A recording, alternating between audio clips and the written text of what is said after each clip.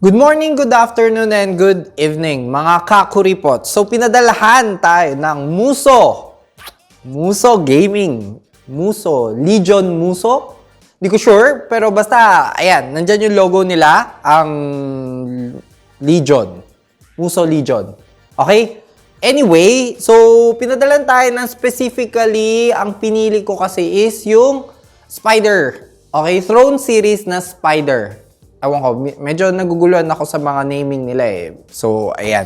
Tapos, ito rin pala, masasabi ko na since December, bumili ako. Okay? So, itong Spider, pinadala nila sa akin for free.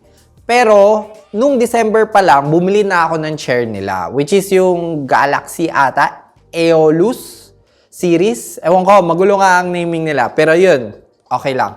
So, ayan. So, i-compare natin sila at sasabihin ko sa iyo kamusta naman ang experience ko sila for the past 8 to 9 months. Ganyan. Okay? So, pasensya na. Hindi ko mapapakita sa inyo yung chair dahil malaki siya. Naiwan ko sa bahay. Pero ang mapapakita ko sa inyo ay mousepad. Okay? So, huwag nyo kakalimutan if ever naghahanap kayo ng desk mat or mousepad, extended mousepad, ganyan. Okay? So, punta lang kayo sa Level 1 PH. Both sa Lazada and sa Shopee meron kami.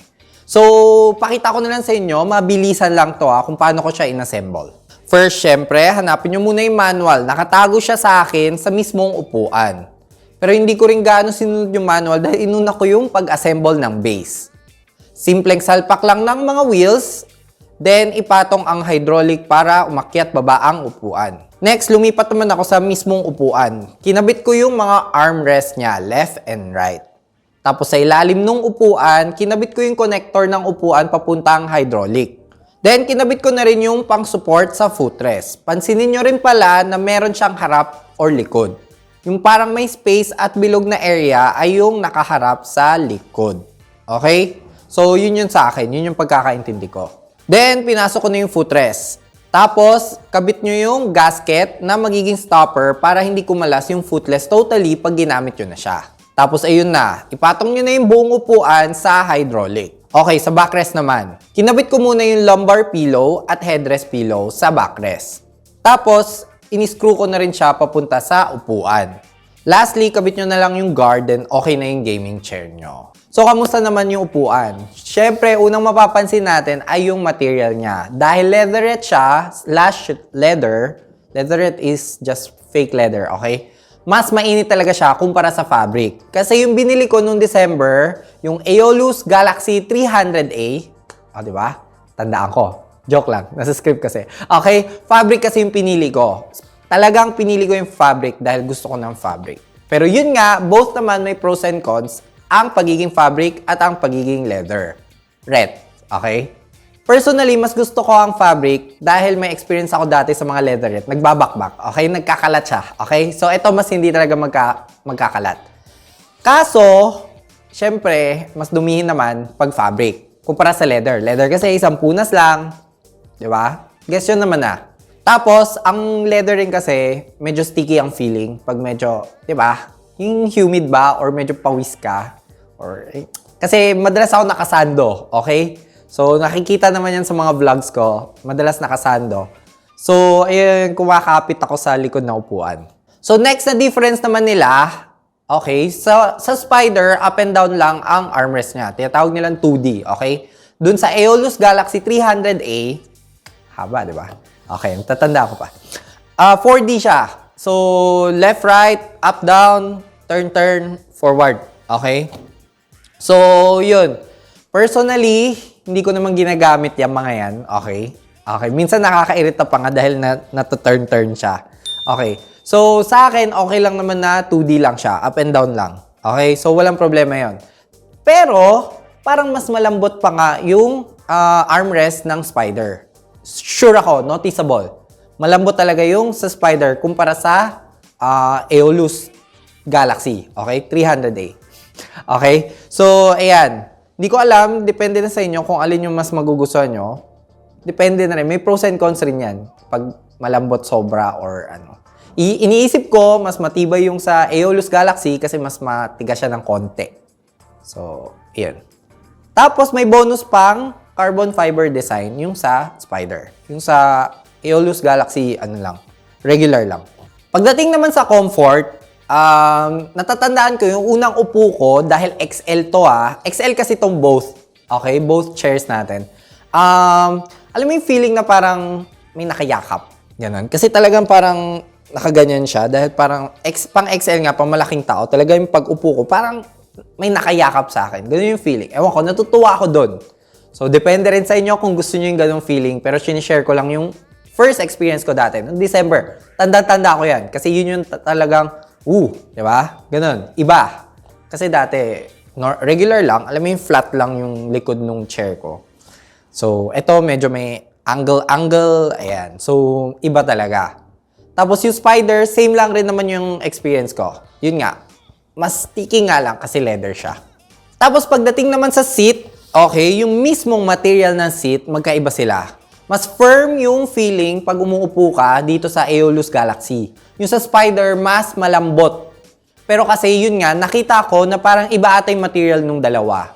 Kaya ako pinili yung Aeolus dati, Galaxy, kasi nakasulat na memory foam daw siya. Okay, daw kasi syempre di ko mabuksan, di ba?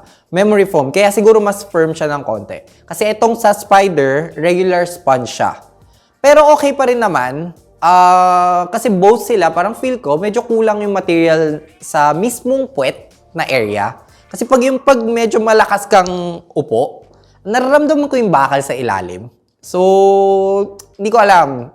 Medyo kulang doon sa area. Pero pagdating sa hita ba yan? Sa thigh part, alam mo yung nakataas pa minsan, naka-angle pa pataas dahil ang kapal doon sa harap. Ayun. So, ewan ko, feel ko medyo sana i-balance nila yung distribution. Pero ewan ko, wala naman ako alam sa ergonomics ng upuan. Pero dahil nga doon, medyo gumagamit pa ako ng pillow. Extra pillow lang para sa puwet ko. Tapos yung mga included pillows, okay, may say rin ako dyan.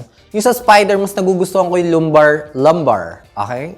Minsan kasi may mga bashers na makabash lang. Kailangan pati pronunciation. Okay? So, yung lumbar pillow ng Spider, mas maganda. Kasi mas maliit siya. So, may saktong support siya. For me, depende na yan. Kanya-kanyang experience na yan ng bawat tao. Okay? Magkakaiba tayo ng katawan. Okay? So, yung sa Aeolus Galaxy kasi dati, hindi pala dati. Hanggang ngayon naman, malaki pa rin siya, okay? Malaki siya, so tinabi ko siya. Gumamit pa ako ng sarili kong lumbar pillow. Bumili pa ako dati. Meron naman na dati. Pero yun nga, baka mapabili kayo pag hindi kayo sanay. Pero yung sa Spider, sakto for me. Pati yung headrest, both okay naman. Both, okay? So yung lumbar pillow lang akong may issue dun sa Galaxy. Yung sa Spider, maganda. So, some other differences nung dalawa ay yung base nung Aeolus Galaxy ay metal, bakal. Tapos itong sa Spider ay plastic. So, yun na. Tapos obvious naman na may footrest tong sa Spider. Doon sa Aeolus ko, wala. Dati gusto ko talaga may footrest. Kasi nung December, wala pa sila nun. Wala pa. Wala pa may footrest sa mga models nila. And lastly, yung pag-tilt or paghiga ng mismong backrest, okay? 170 degrees ang Spider. Talagang humihiga siya. Okay? So, yung Aeolus, hindi gaano. Okay? May saktong higa lang. Hindi ko alam kung kailangan nyo, pero iyan, sinasabi ko lang sa inyo. So, overall, ba't mo bibilin siya? Okay? So, 8 to 9 months ko nang gamit yung sa akin. Diba? Tulad na sinabi ko. So far, so good naman. May konting problema lang ako, which is yung squeaking. Nag-squeak-squeak siya pag ginagalaw. So, medyo nakakaita lang, pero ayun. Pero yun nga, dati binili ko kasi siya dahil sila yung may cheapest fabric dati. Alam ko wala akong mahanap na fabric chair pa dati. Pero, hindi ko sinasabing cheap sila. Sinabi ko lang, that time, sila yung cheapest. Walang other competitors. Okay? So, for 10,000 plus ata yung binili ko, hindi pa rin mura ang 10,000 para sa isa upuan. So, itong Spider naman, alam ko nasa 8,000 plus, ganyan. Check out the links down below na lang. Okay rin naman siya. Pero, yun nga, feel ko binibili mo na ngayon yung pangalan niya dahil medyo, alam mo yun, medyo matagal na ang muso Pero kung worth it ba, sa akin, for me, solid naman yung chair. Hindi ko naman makikitang masisira siya. Pero yun nga, yung material lang talaga ang ano dyan Yung parang mag-dictate kung dapat mo na siyang palitan. Kaya umiiwas talaga ako sa leather. For me lang. Pero yun nga, yung fabric ko, ngayon, medyo madumi-dumi na rin. Ewan ko, parang nag-fade konti yung kulay or baka hindi ko lang hinuhugasan pero mukhang nag-fade siya konti eh.